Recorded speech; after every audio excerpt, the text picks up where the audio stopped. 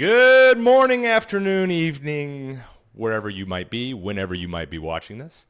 Welcome to the video. I'm Zach Reininger, and today we are doing another State of the Union in the RV industry. We're going to look at some data. We're going to crunch some numbers. We're going to see if we can break out our crystal ball. And, maybe it's a magic 8 ball where you shake it up and who knows what answer we're going to get. Maybe it's good. Maybe it's not. But we're going to try and break out the crystal ball. We're going to make some interpretations of the data. We're going to have a little bit of a conversation about how things are looking.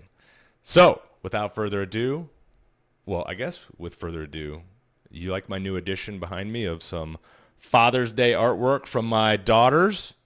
Huh? Probably need to get those hung up somewhere, but they were very excited to give those to me. I was very excited to receive them.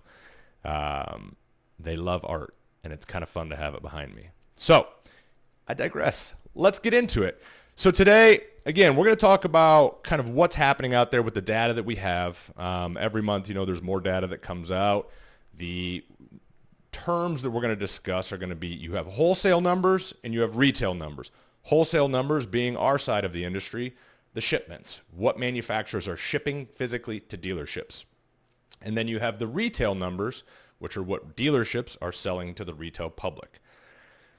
In an ideal world, they're about even, right? Depending on the season, the retails are selling 10 and the manufacturers are selling 10. Obviously those are made up numbers there. We all want to be selling more than that.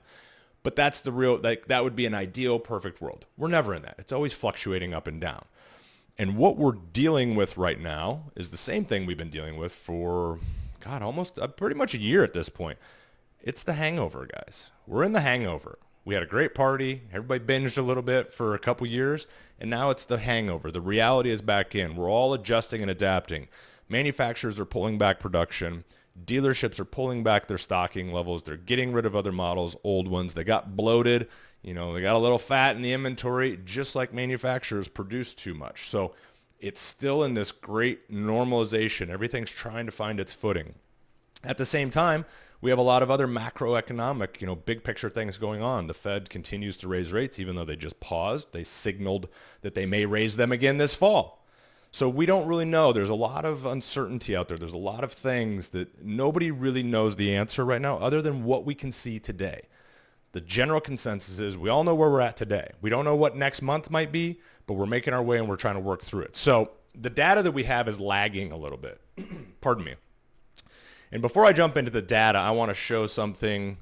I always get a kick out of these RVIA surveys that they do, and I'm going to share it with you right now. So this one came out, last month, about a month ago. 44 million Americans plan to go RVing this summer. Now, to be fair, it's done by Karen Consulting with 1,600 sample size. So I don't know where they're really getting some of this, extrapolating this data. It's a little aggressive to me. Maybe I'm wrong. But there are 44 million Americans are planning to go RVing this summer, including 12 million who are planning to go Memorial Day weekend. It seems like a lot, but I think they're counting whole families, right? So if maybe that's 4 million families of 3 family members each. That sounds about right to me. So again, it doesn't really explain some of that. But the reason I highlight this is a couple things. One, I've talked a lot about the demographics in our industry and the trajectory of our business. If we zoom out from the short term, the next 6, 12 months, 18 months, whatever it might be, and we look longer term, 5, 10, 15 years, the demographics, the data, the direction of our industry is so extremely bullish. And this is the type of information that just reinforces some of that. And if you come down here, you can look at some of this, like the top reasons right here. More flexible work schedule allows more travel. Now, I know there's the whole getting back to the office thing, and a lot of Wall Street's talking like you got to get back in the office and all these different things. But I think that trend, in my personal opinion, has been shattered forever. It might bring a lot of people back to the office, but that freedom of these people being able to work from the road is real. Traveling more with kids and family, that's something that we're resonating with as a family right now. We've owned multiple before, and we got rid of our last one a couple years ago because we had babies. And With babies, it's a lot harder. I admire the families that go out and do the RVing with babies. Like that's not simple. And so that's why we've hit pause, but we're circling back and we're getting ready to get back into the market with our family for this exact reason. Traveling with kids and family, it's just so much easier. Travel in comfort, exploring the great outdoors. Guys, we all need this more than ever. I mean, we all know that. Traveling with a large group. So it's just kind of interesting to look at some of this, where they want to go, what they want. RVers want Wi-Fi, off-road ability, solar charging, and outdoor kitchens. It's trending toward rugged adventures. Again, I feel that. That sounds pretty awesome to me. And this here, so there's just more data. Anyways, this isn't quite into the weeds of the data that we're going to get to, but I use this to illustrate a point. Regardless of what the data is showing and where we're going to be for the next 6 to 12 months, the long-term vision and plan of our industry is extremely bullish, in my opinion. All right, let's jump over here. So we have retail sales data through April, okay? So it's through April. Again, this lags a little bit. Yes, I know right now it's the end of June while I'm shooting this, but the data lags. So through April, total registrations, it's down about, we'll call it 24% year over year from 2022. So that's kind of where we're at with total registrations here. And then what they're saying though is that it's outpacing shipments. So again, the wholesale shipments that we spoke about, this data is showing that retails are outpacing shipments, and by the tune of about 10,000 units, which is slightly less than 1%. Well, doesn't matter. It's still helpful to have that. We're going to explain why that matters here. So the shipments, we're going to jump over to this. So let's just say if retails are down 24%, but let's come over to shipments. This is wholesale. Again, remember, shipments to dealers. This is looking at all motorhomes, everything here. But look at the towable side of it. So if you look at all RVs, it's 49.7. But look at the towable side. Over 53% pullback in shipments year to date through May. Now, when we talk about that hangover, guys, again, like we've shown in other videos, look at that number for March of last year. It was like 66,000, I think, was the number. That's a massive, massive number of units. And the shipment number just kept going down. Now, again, you're seeing it climb back up as we get into season. But look at this. March, down a little bit in April, down a little bit in May from the previous month. So what we've been talking about and what I've been sharing here is I think that the retail consumer and the retail dealer is positioned a little bit differently than the manufacturer. Now, obviously, margins are down and customers are taking advantage of deals, but the volume is still there. The buyer is still there. They're much more resilient than I even expected. So if they're down, if retails are down 24%, look at this. We're over double that on the wholesale. That's a positive. Okay, it sounds horrible. It sounds bad to be down, shipments down 53%. But what that means is the inventories in the field are finding their balance. We're looking for the homeostasis. Like we're finding balance out there. And as I've said for months and months and months now, it is going to be more painful on the wholesale side for a while. And I think that this continues to trend that direction. Let's move on to the next set of data here. So May, again, this is April retail sales data, and I'm jumping all over it. You guys know, I'm ADHD from hell. You got to deal with it. Welcome to my channel. Coming back over here, this is April retail sales data down 24%. But the wholesale data is what we were looking at on this. Through May, you can see it's down 53.4%. Now, if we look at the trends, and I've got some notes here. If we look at the trends, so I have data. This is looking at all industry data, all of North America, including Canada, everything produced, motorhomes, all that. Now, if I break that down into U.S. data only and for towables only, no motorhomes, U.S., not Canada, towable information. So for retail sales, Q1 is down, again, it's like 22, 23% overall. But if we start comparing it to historical years, so at the beginning of this year and go in the fall, everybody was kind of thinking that 2023 would have tracked very similar to 2019. That's kind of what everybody thought. It was like, I think it's going to be like a 2019. Well, we've got Q1 data for retail sales. So quarter one, we have data for it, and it's down about 7% from that same time period of 2019. So we're actually tracking below 2019 right now. Okay, well, what does that mean if we keep following that trend? Well, I went a little further and did some more digging and looked at like 2018 numbers and 17, and I was trying to figure out like how many years back did we have to go until we find a comparable number? And what I found is it's basically it's in between 16 and 17, but it's really tracking closely to 2017 retail numbers. And so we're down about 1.7% Q1 from 2017, and we're up about 15% from 2016. And for a frame of reference, 2016 was like the best year in almost 40 years in our industry across the board. Okay, 17 was even better for I think the wholesale side. Our side was even better. But 16 was the best year that our industry had seen in like 40 years. Things were coming back from 08, 09, like it was just blowing and going. Things were really good. It's up almost 15% from there. So that's something that we have to consider is, I'm freezing up, I think. I don't know. Let's see if it can catch up to me here.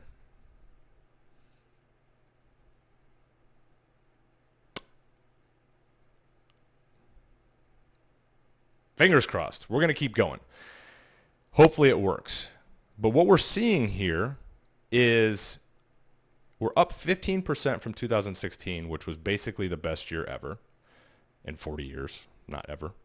And if that trend continues, from what I was able to pull just data-wise, we'll probably end up in the 320,000-ish range for retail sales. Okay, so again, this is U.S.-based. So 320,000 is retails. I think, the projections that our industry associations and people have put out for the last 8 to 10 months continue to be wrong. And that's something I've talked about is I think that they've been shooting much higher than what reality is going to show. Well, let's jump over and I want to share with you what that looks like. So coming over here, this was February, okay? In February, they were thinking that we were going to ship 334 units in 2023, this month, or this year. So that's from the manufacturers to dealers. RVIA, which is our industry governing board. Well, come out June, about 3 months later, you have now, I think we're going to be in the 300,000 unit range. Things are still good, but I think it's probably going to be more like 300. So they just dropped 10 to 12% in a couple months. I was saying back in February, I was telling you guys that I think they're wrong. I think we're going to look at more like the 285 type number, closer to that. I thought this was extremely aggressive to think these numbers. But I actually personally I don't think it's impossible for our side of the business to see a 2011-ish, which is 252,000 to 285,000 shipments in 2012. I wouldn't be shocked if we end up somewhere in between here. So call it 260,000. Because again, if we come over here and look at this, if we shipped, where's the number? Shipments. Jumping all over, guys. Okay, so for May, we're at 140,000 units. Let's add another 20,000 to that for 160,000 units through June. Okay, we'll just guess it's at 160,000 units through June. Is it unlikely that we're going to see another 100,000 for the next 6 months? I mean, I'm not great at my math here, but let's just take a peek and say, 100,000 divided by 6. It's about 16,666 units a month. I think that's entirely possible. I think that we will see Again, I'm wearing my crystal ball, all that. I'm just making my wild ass guess, right? 260,000-ish, maybe a little more, is what I think we end up at on the manufacturing side. And the reason for that is we have a lot of shutdowns in the industry. People are taking much longer July 4th shutdowns. You're going to see more shutdowns around the holidays. Again, you have Thanksgiving, you have Christmas, you have all these different New Year's, all these different holidays that come up that I think we will continue to see shutdowns. I don't think it's unrealistic for us to hit that 260,000-ish mark and end up right around 2011, 2012. But if the retails stay in the 300 to 320,000 mark, that means the equilibrium of inventory in the field to retail demand will find its footing sometime this fall. Things will rebalance. Dealers will be in a better position, but dealers are going to stock less. Their overhead is higher. Their interest rates for carrying costs are higher. If retail demand is a little bit lower, they're going to be a little bit smarter. So our side, I will stick to this that I think our side, the manufacturing side, continues to have some pain in sight. I think there's going to be some brands that probably go bye-bye. I think there's going to be some real hurdles that's going to be interesting to watch. And everybody thinks like, oh, it's just going to, we'll continue to see all these incentives and different things. Guys, some of the incentives that are out there, these manufacturers don't have that kind of margin to continue doing that for that long. So it's going to be interesting once it plays itself out. There's a lot of questions. What is pricing going to do? Where are we going to end up? There's a lot of upheaval on the manufacturing side. The dealer side, the retail is still there. I'm not saying it's easy. Financing is hard. There's a lot of hurdles out there. But that customer is staying fairly resilient, surprisingly so. If we can continue on this trajectory and this trend, we should find our footing sometime in spring where everything's balanced out. Manufacturers are balanced out. We've all figured out where we're at. The keys moving forward, in my opinion, are going to be, being smart with the brands that you're stocking, how you're stocking them, how you're working with your manufacturers and your reps with those products, getting your salespeople as up to speed as possible so they know their product inside and out. They know how to work with people. We take really good care of our customers, and we do everything we can to provide the best service possible. That is how we're going to all balance through this. These are opinions. I don't know what's really going to happen. This is just me looking at some data, looking farther out in the future, and trying to draw some conclusions. Don't know if this is all going to happen or not. Hopefully it's better than this. But we need to be prepared for everything, and we need to understand it is not doom and gloom. It's still pretty good out there. Is it different than it was the last 2 years? Hell yeah. It's just like how when you go out partying, you go out that night and everything's awesome, right? Even that pizza at 2 o'clock in the morning is the best thing you've ever tasted. Well, 2 o'clock that next afternoon, another piece of that pizza sounds pretty damn terrible. Another drink sounds awful. Your head hurts. You're thirsty. Everything is rough, right? But you got to get through to 2 o'clock the next day. Maybe if you get older and older, it might be a couple days after that till you start feeling better again. You're very conscious of what you're putting back in, what you're drinking, what you're eating, what's going to make me feel better, right? Like that's where we're at. We had a big party. Now we got a hangover. We got to get ourselves back on our feet where we feel better just in time for, everybody to start making bad decisions again. But right now, things are still pretty good. Everybody's fairly positive. From when I talk to them, they're being much more selective in what they're doing. Everybody's being very focused on service. Used is doing well. And its specific brands of new continue to do well. Be very cautious with what you're stocking. Just because something has a cheap price on it doesn't mean it's a good deal for you and your dealership. If you guys have questions, if you have feedback, if you're curious, if you disagree with me, if you think I'm full of shit, leave a comment. Send me a message. I'm curious. I'm open to all opinions. I don't think I'm right about a lot of stuff. This is just what I see. These are my opinions. Curious to see how it plays out. I appreciate you guys for watching. I love you. Thanks.